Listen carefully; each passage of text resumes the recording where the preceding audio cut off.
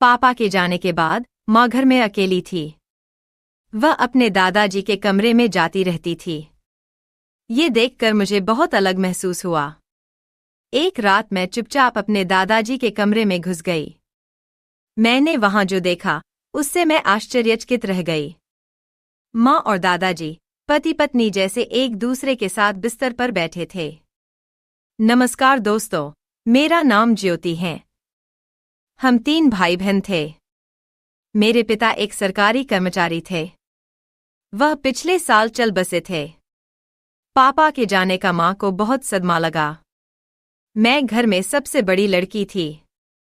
मैं डॉक्टरेट की पढ़ाई के लिए शहर में आई थी। कुछ दिन पहले मैंने अपनी परीक्षा पास की थी। मैं तुरंत इंटर्नशिप के लिए फिर से वापस आने वाली थी। जब मैं घर आई तो मेरे छोटे भाई बहन मुझे देखकर बहुत खुश हुए। उस दिन मेरे दादाजी मुझसे मिलने आए। वह मेरे परदादा नहीं बल्कि मेरे पिता के चाचा थे और रिश्ते में वो मेरे दादाजी थे। पिताजी के जाने के बाद दादाजी ने घर को समझने में हमारी मदद की। माँ बहुत सारे काम नहीं कर पाती थी। हमारा घर पिता की पेंशन से चल रहा था। मेरी छोटी बहन और भाई जुड़वा थे। वह अब 5वीं कक्षा में पढ़ रहा था। जिस दिन मेरे दादाजी मुझसे मिलने आए वे हमारे घर में ही रुके। जब से मैं घर आई तो मेरी माँ मेरी शादी के पीछे पड़ी थीं। दादाजी भी मेरी शादी का मुद्दा उठाते थे। मैंने अपनी पढ़ाई सिर्फ शादी करने के लिए नहीं की। जब भी घर में शादी की बात आती तो मैं अपने गांव की दोस्त अंजलि के पास जाकर बैठ जाती थी। उस दिन कुछ ऐसा ही हुआ। सुबह जब मेरे भाई बहन स्कूल चले गए तो माँ फिर मेरी शादी की बात करने लगीं। मैं उसकी बातों से तंग आकर अपने दोस्त के घर चली गई। 3 से 4 घंटे बाद ही मैं घर आई। जब मैं घर आई तो मैंने देखा कि हमारे घर का दरवाज़ा थोड़ा खुला हुआ था।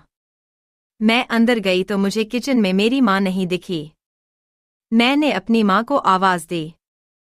तभी अचानक माँ अपने कमरे से बाहर आ गई और वो थोड़ी डरी हुई थी। माँ की साड़ी इधर उधर हुई थी।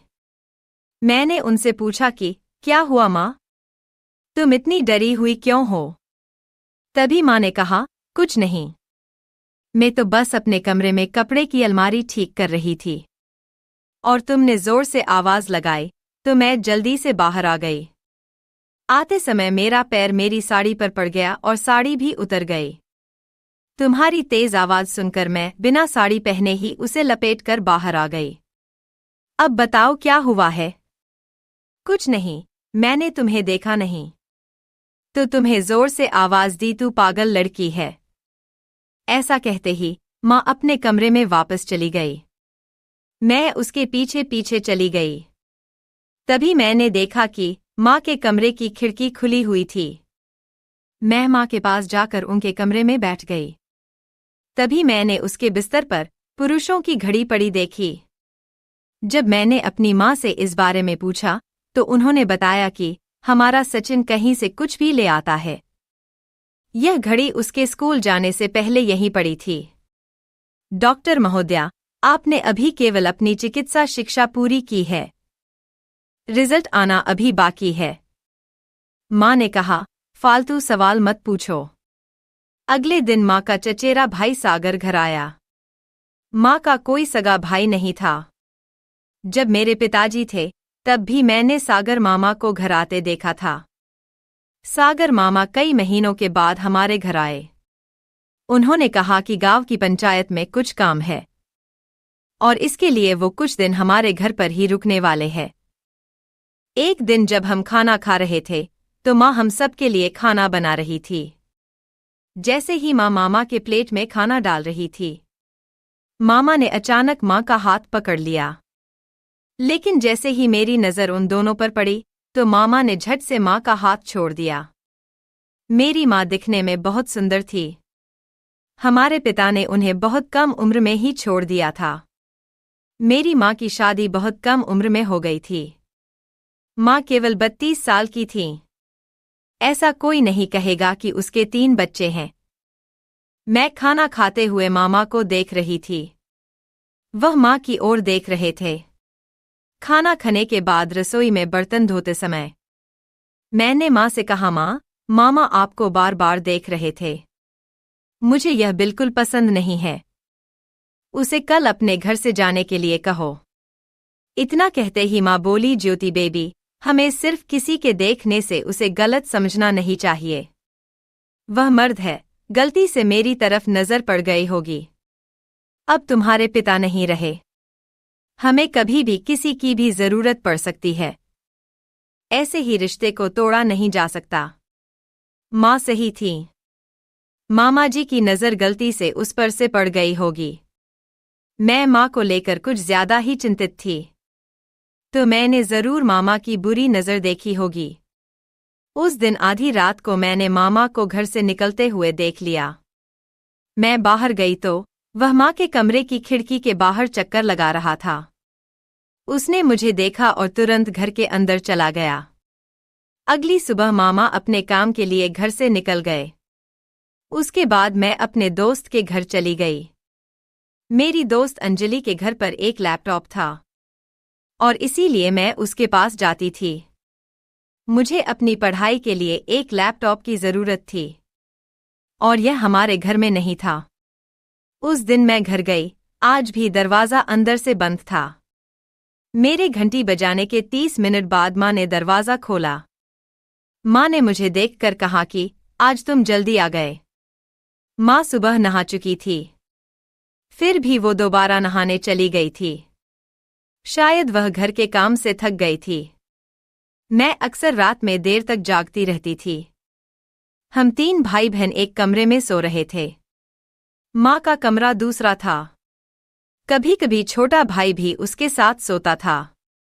आज रात मैं बहुत देर तक जागकर अपना मोबाइल देख रही थी। अचानक मुझे माँ के कमरे का दरवाज़ा खुलने की आवाज़ आई। मैं बाहर गई तो देखा कि मामा अपने कमरे से बाहर आ रहे हैं। उसने अपनी कमीज सीधी की और माँ के कमरे से बाहर चला गया। उनको ऐसे जाते देख मैं माँ के कमरे में गई। मैंने माँ से कहा, माँ, मामा यहाँ क्यों आए थे? फिर वो बोली कि कुछ नहीं, वो ऐसे ही आ गया था। जब तक मामा यहाँ है मुझे माँ सुरक्षित नहीं लगती। उसे अपनी निगरानी के लिए एक आदमी की जरूरत थी। इसलिए अगले दिन मैंने अपने दादाजी को घर पर बुलाया। मैंने उन्हें कुछ दिनों के लिए हमारे घर पर रहने के लिए बुलाया। घर में दादाजी होंगे तो मम्मी थोड़ा डरेंगी। जब मेरे दादाजी घर आए तो मेरा काम हो गया, क्योंकि दादाजी घर में सभी पर नजर रखते थे। हमारा घर बहुत बड़ा था। दादाजी को वहां रहने में कोई दिक्कत नहीं थी। हमने उन्हें घर में एक कमरा दे दिया। एक बार मैं सुबह जल्दी 3 बजे उठ गई। मैं जल्दी उठकर बाहर आंगन में बैठ गई। मैं अपने कमरे से बाहर आई तभी मैंने देखा कि माँ अपनी साड़ी पकड़कर दादाजी के कमरे से बाहर निकल रही थी और वह अपने कमरे में जा रही थी। सुबह 3 बजे बहुत अंधेरा था। उस अंधेरे में माँ ने मुझे देखा नहीं। वह दादाजी के कमरे में क्यों गई थी? क्या माँ सारी रात दादाजी के कमरे में ही थी? मैं सुबह माँ से इसके बारे में पूछा। उसने मुझसे कहा कि मैंने तुमसे पहले ही कहा था कि तुम्हें घर में ज्यादा जासूसी नहीं करनी चाहिए। क्या तुम मुझ पर नजर रख रही हो? दादाजी को सुबह सुबह पानी चाहिए था तो मैं देने गई थी। माँ मुझसे बहुत नाराज थीं। मैं अब उस पर नजर नहीं रखूंगी, यही मैंने तय किया। लेकिन फिर 2-3 दिन बाद मैं दोपहर को अपनी दोस्त के पास से घर आ गई तो आज मुझे माँ की साड़ी फिर से फटी हुई नजर आई। तब दादाजी भी घर में थे। शायद काम करते समय उसकी यही हालत हुई होंगी। ऐसा सोचकर मैंने उस पर ध्यान नहीं दिया। एक बार मेरी माँ मेरे दादाजी के साथ सब्जियां खरीदने बाजार गईं। मैं घर पर अकेली थी। मैं अपनी माँ की साड़ी में फोटो लेना चाहती थी तो मैं अपनी माँ के कमरे में चली गई और माँ की साड़ियाँ ढूंढने लगी। साड़ियाँ ढूंढते समय मुझे एक फाइल मिली। वह फाइल अस्पताल की थी। मैंने फाइल खोली और उसका नाम पढ़ा। वह नाम पढ़कर मैं चौंक गई, क्योंकि उसमें गर्भवती महिला की जगह मेरी मां का नाम था। मेरे पिताजी का 1 साल पहले निधन हो गया था। मेरी मां फिर से गर्भवती थी। यह बात मुझे बिल्कुल समझ नहीं आई। मैंने उस कागज को दोबारा उसी जगह रख दिया। जब से मामा घर आए थे, मैं उन्हें मामा के कमरे में छिपकर जाते देखा करती थी। मैंने सोचा कि मां के बच्चे का पिता शायद मामा ही होगा, लेकिन मेरे पास इसका कोई सबूत नहीं था, इसलिए मैंने मां से कुछ नहीं पूछा। उस रात मैं मामा के कमरे में चली गई, उनसे बातचीत करते हुए। मैंने खेल खेल में उसके बालों में अपना हाथ फिराया। मुझे उनके 2/3 बाल मिले। वह बाल लेकर मैं अपने कमरे में चली गई। जब मेरी मां कमरे में थी, फिर मैंने उसकी कंघी से कुछ बाल निकले। मैंने इसे अपने एक दोस्त को दे दिया। दोस्त के पति एक डॉक्टर थे। मैं उन बालों का परीक्षण करके यह दिखाना चाहती थी कि मामा ही मां के बच्चे का पिता है। 2 दिन बाद टेस्ट का रिपोर्ट वापस आया, तो रिपोर्ट देखकर मैं हैरान रह गई, क्योंकि मां के गर्भ में जो बच्चा था वो मामा का नहीं था। मेरी मां मुझे कुछ छुपा रही थी। वह गर्भवती थी, लेकिन बच्चे का पिता कौन था, ये मुझे समझ नहीं आया।